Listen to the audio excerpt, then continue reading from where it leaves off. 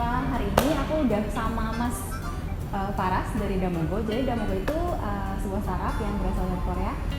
Dan Mas gimana nih kabarnya sekarang? Sehat, alhamdulillah gue sehat sih. Oh iya, aku dengar kan baru balik dari Korea ya? Iya, Berapa jadi hari? gue landat tuh sekitar 2 minggu yang lalu. Jadi minggu awal tuh di Jakarta, terus kemudian udah seminggu sih sebenarnya di Jogja. Oh gitu, baik. Kok bisa ceritain sedikit nggak sih ke kita, Damogo itu apa sih sebenarnya?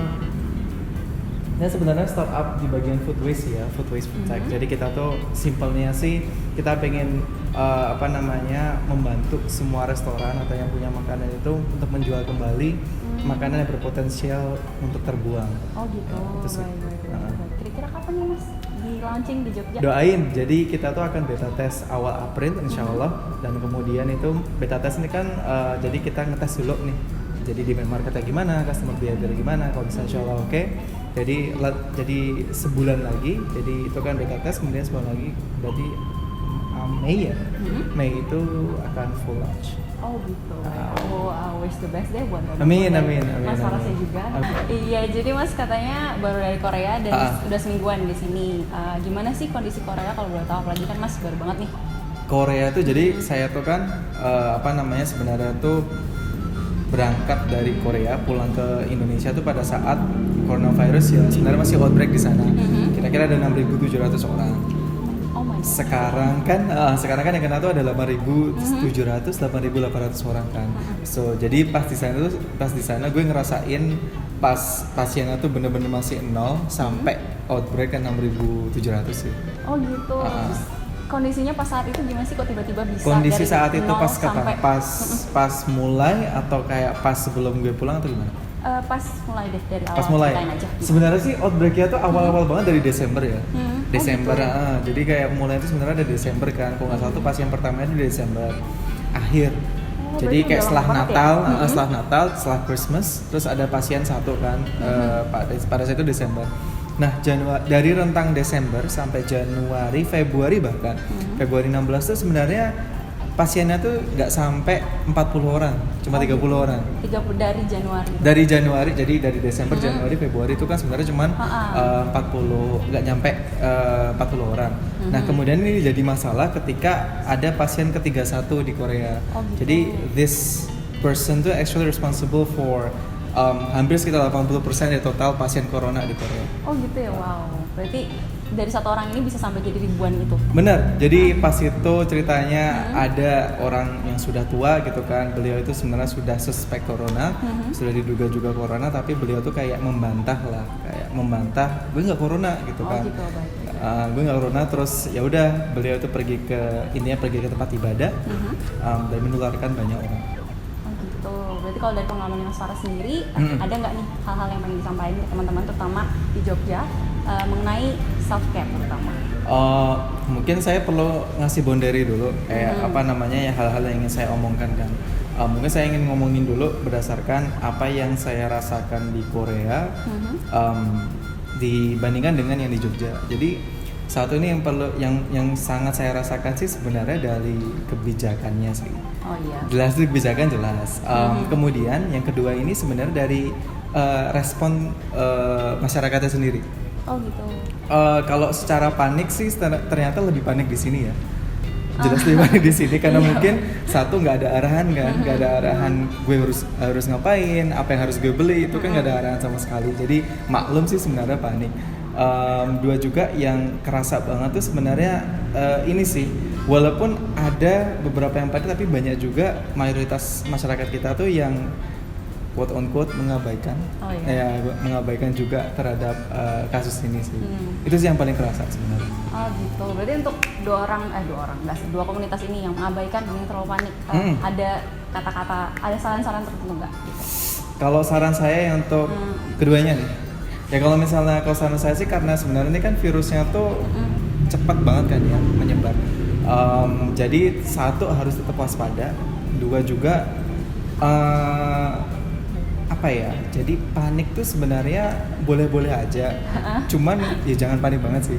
Karena kan kalau misalnya kita panik banget kan jadi nggak tahu harus ngapain. Dua, tiga selalu jaga sanitasi, itu higienitas lebih daripada biasanya. Karena we are dealing with something that our eyes cannot see kan. emang bener-bener nggak bisa ngelihat, apalagi namanya virus. Ya itu sih sebenarnya. Cuma itu doang sih kalau menurut kita, menurut saya.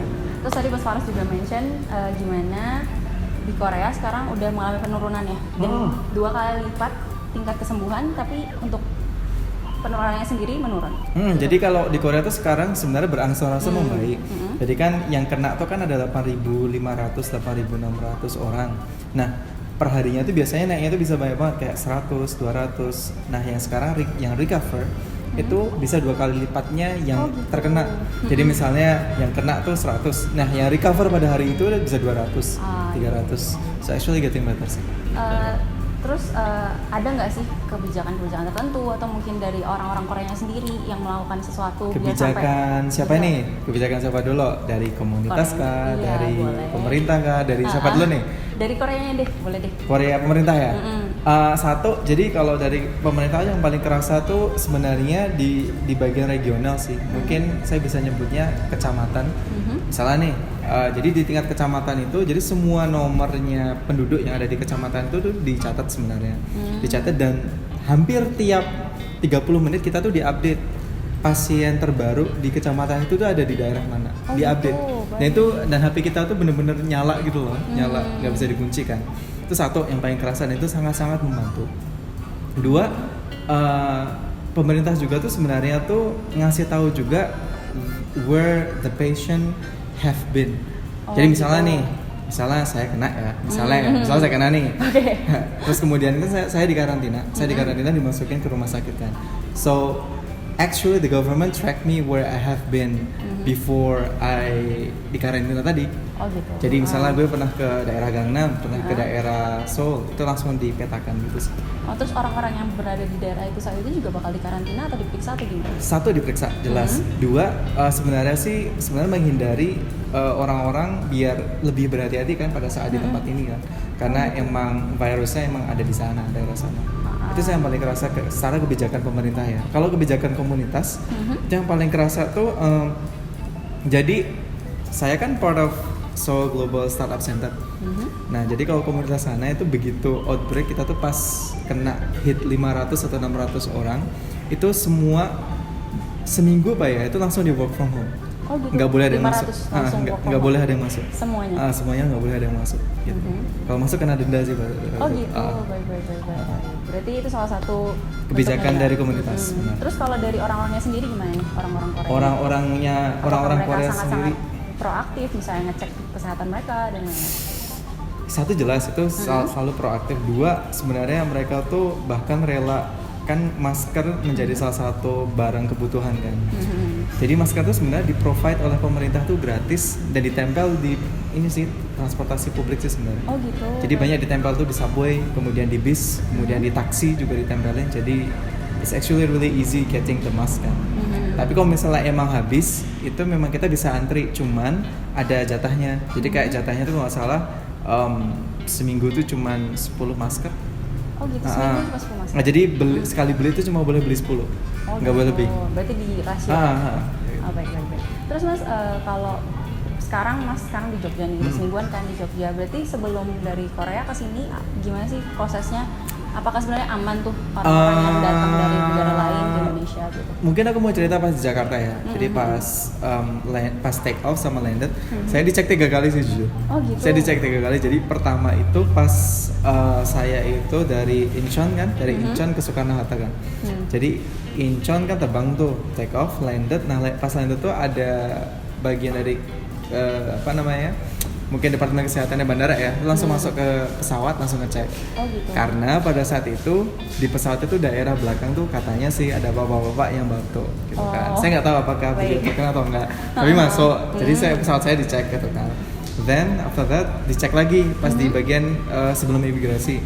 Itu dicek kedua, kemudian pas di imigrasi dicek lagi. Gitu. Berarti harusnya aman banget ya orang-orang yang udah masuk. Harusnya aman banget kalau yang berdasarkan pengalaman saya dari Korea ya. Gitu. Nah, last thing nih, kira-kira ada nggak tips dari Mas Faras sendiri buat teman-teman yang sekarang nih lagi pengen tahu buat gimana biar mereka apa yang harus mereka lakukan biar mereka kayak menghindari menyebarkan virus sekaligus menghindari penyebaran virus sendiri.